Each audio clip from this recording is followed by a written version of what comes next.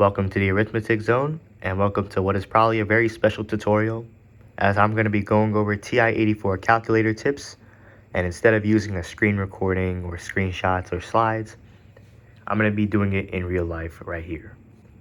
For the purpose of this video, I'm going to be using a regular TI-84 Plus, but all the tips that I cover in this video should work with the Silver Edition and with the CE, which is the chargeable version. Before you begin, you should check to see if your calculator firmware is up to date, which if it isn't, you can easily check for a few things that you may be lacking. So probably one of the most important things that you may be lacking is the new fractions. So if you press alpha and y equals, if that menu doesn't show up, and if you can't input fractions like these, then you're probably on an older version. Though, press mode and make sure that you're not on classic mode right here. Make sure you're on math print mode, but if this doesn't exist, then you probably have outdated firmware. So if that happens, you want to update your calculator, and to do so, you want to have a link cable. Now, the link cable looks like this. All right, it has USB, and you basically plug this through the top of your calculator. So I'll show it to you right here. So you would plug that in. Looks like it's the wrong side. Yeah, so you plug that in, put the USB in your computer, and you want to get the OS file, which you have to get it from the official Texas Instruments website. But it seems like they made it a lot harder to get the file, probably because people keep emulating it. So I'm not going to be providing a link to it because I still don't really understand how it works. But just so you know, that is how you update your firmware if you need to. So I just gave you guys a sneak peek on how to enter fractions if your firmware is updated. So what you would do is press alpha and then y equals right here. And then you're given this menu. Now the first option, if you select 1 or just press enter, gives you this little nice blank template where you can enter the numerator and denominator. So I can enter, say, 1/3. And that'd be my fraction. Let me just bring it up closer so you can see. So yeah, there you go. And you can convert this into decimal form if you want. So there's two ways to go about this. One, you could press math, and if you want to convert it to decimal, you select the second option right here. And if you want to convert it back to a fraction, then you select the first option. You could also just press alpha, y equals again, then press 4, which works if it's either a fraction or decimal. It's interchangeable. So I can select it, I can change it to a decimal. Then if I press alpha, y equals, and then 4 again, changes back to a fraction. I can also enter mixed numbers using this same strategy. So if I press alpha, y equals again, then I press the second option or press 2, I'm given a template for a mixed number. So if I enter, say, 1 1/3, all right, if I evaluate that, the calculator is going to give me 4/3, which that is what it's equivalent to. And I can convert between them by, again, using the alpha y equals menu and selecting the third option, which converts between mixed numbers and single fractions. And just like with fractions and decimals, I can also press math. And if I go to num, I believe, right here, I can just press A or just select this option, and it works the same. Now I want to take a look at the many different options when you press mode. So when you press mode, you're greeted with a list of these selections right here. Let's look at the first one. So it's set normal right now. Let's put it at psi. If you put it at psi, where you basically put our calculator into scientific notation mode. So say I enter a number like 2000, and it would give me that number if I evaluate it in scientific notation, so 2 times 10 to the third power. And yes, to use scientific notation, you would use the E key. So let me just press 2, and then to get that E key, you press second, and not this E, be careful, that is not the E that you want to use.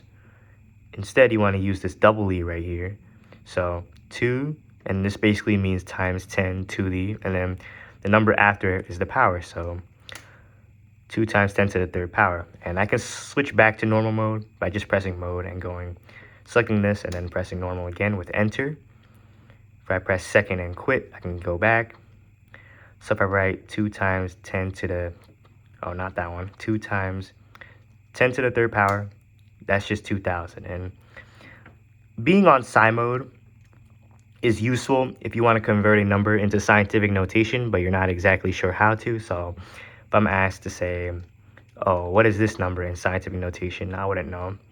Well, I can just put in my calculator in psi mode and it would give me that. This is particularly useful for science classes which frequently use scientific notation and have their answers in them. So just know that that's always an option that you can have. Now going back to the mode menu, if we look at the second option with the float, we can see numbers 0 to 9. And what these do is basically represent the number of decimal places that you want for your answer. So the default is float, which essentially means if you have a decimal answer, it displays as many decimal values as it can before it runs out of space. But if I set it to say 2, if I were to enter 1 divided by 3, it would give me only 2 3s because it's only rounding to 2 decimal places.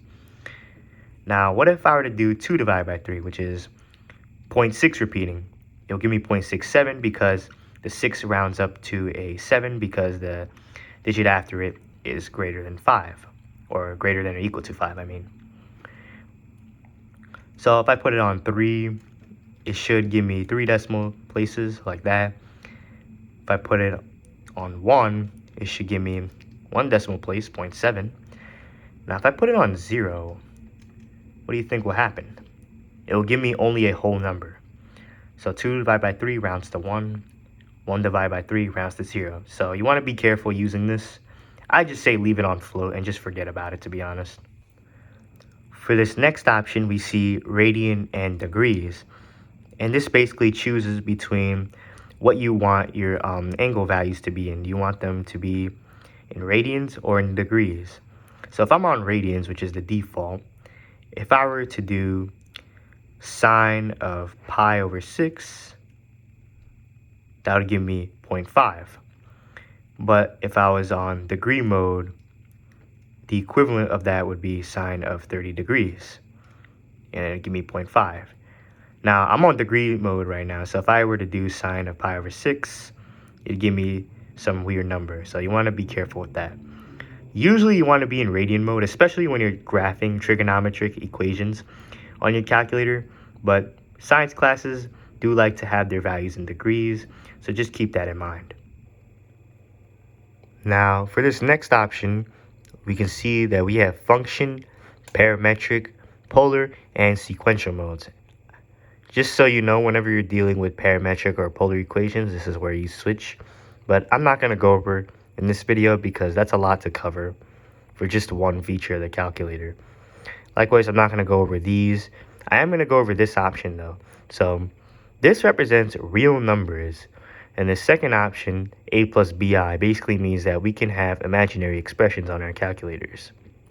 So we press second, then mode for quit. And if we enter the square root of -1, so we pressed second, then right here, and then input -1 gives it to us as I. So let's say I say 2 plus 3 times the square root of -1. That'd be 2 plus 3i. And if you ever want to get I, like if you ever want to input I, what you want to do is press second, then press this period to get I right there. If you're not on this mode, so if you're on real numbers, then every time you have a negative square root, it's going to throw you an error. And what's interesting is that instead of pressing quit, consider pressing 2 or go to. When you press 2, the cursor moves at approximately the location of the error. So it gives it to me like right in front of that negative sign, telling me that you can't have that there. So if I delete it and I have that, it works as intended. Say, what if I have a division by 0, which you can't do? So let's say I have 2 plus 3 divided by 0 minus 1. It's going to throw me an error. If I press 2 for go to, it's going to put the cursor right next to that 0, telling me that I can't divide by 0. So let's change that into multiplication, and it works. Now, I'm sure you guys know how to graph equations. You just press y equals, enter an equation, say x squared and then press the graph button, and we get our curve. But there's many things we can do with this curve that you may not know. So one way is to find an intersection point, which I kind of covered in my physics video, which I'll leave a link in the description. Essentially, I showed you how you can find an intersection point by just graphing two equations, then pressing second trace, and then finding that point. But what I want to focus right now is different graph views. So this is the default where we're just given the graph. If we press second format, you see all these options that we can change right here. So let's say grid on and press graph again. We now have a grid in addition to our curve. Now the grid honestly ain't that useful, so we're just going to turn that off. What you can also do is turn off these axes. If we graph it, now we don't have our x and y axes, we just had the curve. So this can be useful if you have like a lot of curves and it's hard to keep track of what is what, especially on these black and white calculators. But usually you want to just leave these on their default options to the left. In addition to these options, if you press mode and go right here where it says full, we can change how the graph is displayed with these options right here. If we press horizontal, then press the graph button, we can see that our graph is curved on, our graph is displayed on the top. But what's happening on the bottom? Well, we can actually work on the bottom as a normal calculator. So, you know, I can do what I need to do, and I still have the curve on the top. If I go back to full, then when I graph it, it only displays the graph in full size. In addition to the horizontal mode, we also have GT, or graph table. When I graph it now, I'm given the graph and the table both on one screen. And if I ever want to change between them, you press second and table to access the table as such. And then I just press the graph key again, but when I access the graph. And to exit all that, you just press second and then quit. Now, going back to this table, I want to show you guys something. You see press plus for a change in table. You press plus and input a number, say 3. Well, now our table changes in values of 3 starting from the x value that you left it off. So let's put it back to 1 and go to 0. If we start from 0 and then just have the change in 3, then we get, you know, nicer values. So that's pretty cool. Now, what if you want to change the bounds of your graph? I'm given these 4 quadrants, but say I want to only focus on the first quadrant. What you can do is press window and update the window bounds. So if we're only focusing on quadrant 1, our x and y values must be greater than or equal to 0. So let's make the minimum x value 0 and the minimum y value 0, and we can leave the x max and y max to 10. Now if we press graph, we are only given the first quadrant from x value 0 to 10 and y value 0 to 10.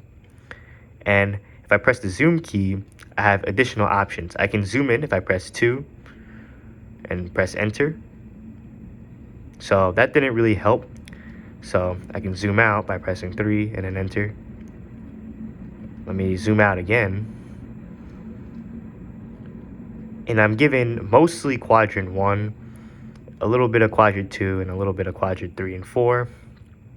And if at any point you want to reset these bounds, so you see how I just changed everything here, all you do is just press zoom and then 6 for zoom standard, and you're given the default configuration. So what if I wanted to graph inequalities? Right now I'm only graphing equations. Well, if your firmware is properly updated, if you press apps, then press 7, you access this inequality graphing application. So press any key. So I'm going to press enter. Now on my y equals screen, I have these options right here. I can choose between equal sign, less than equal to, greater than or equal to. If I want to select them, I want to access these F keys, F1 up to F5. So I press alpha. If I want less than, I press window for F2. When I'm highlighting this equal character key right here, then press it, and it changes to a less than sign. Now when I graph it, so it's going to graph x squared.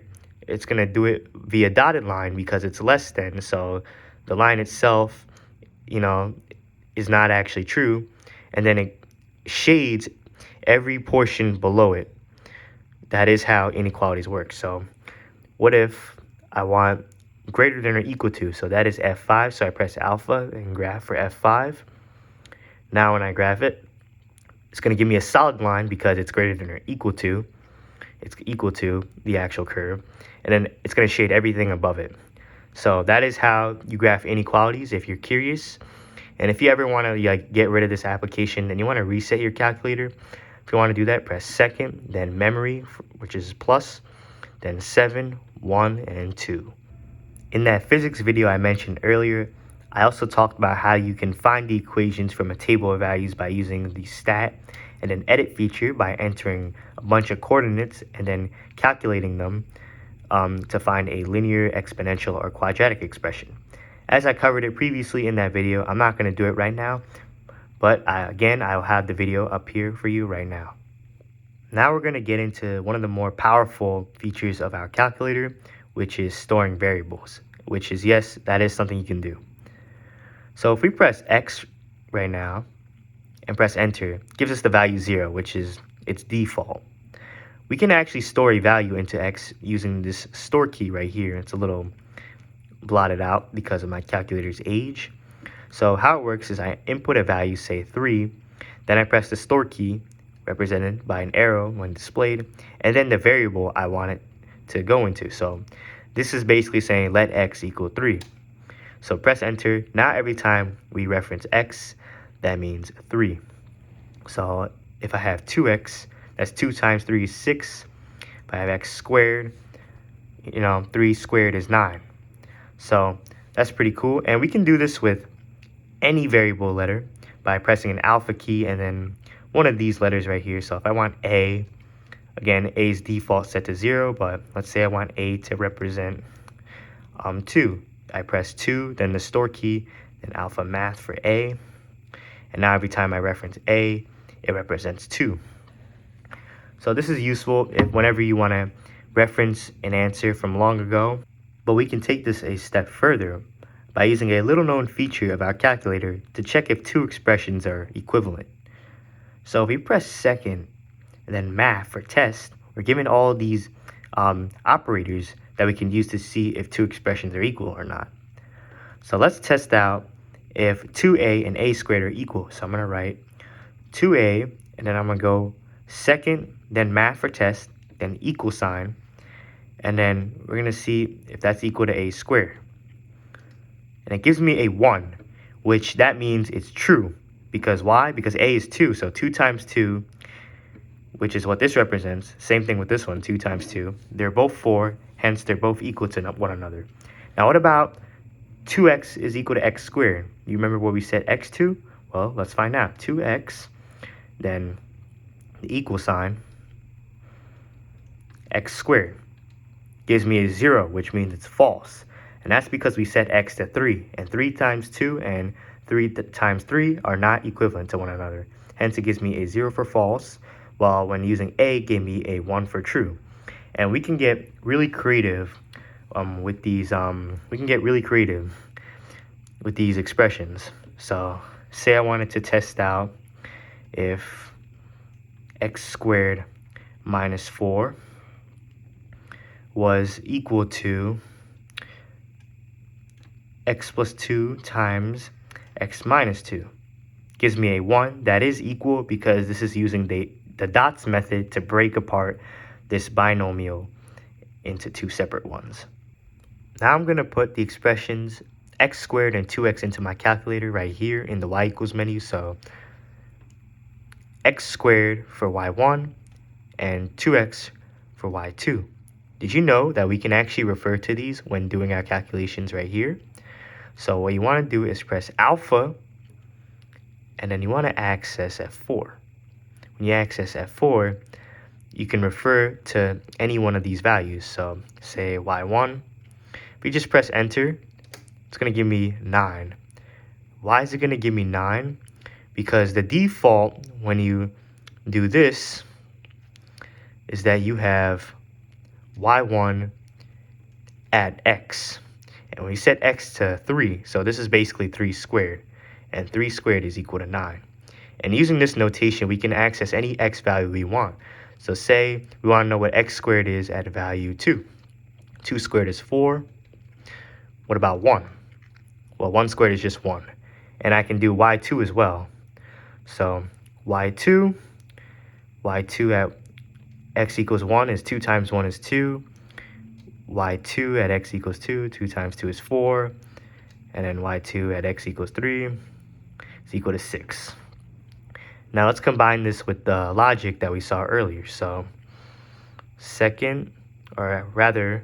we want to actually have our expression. Let's see if y1 at x equals 2 is equal to y2 at x equals 2.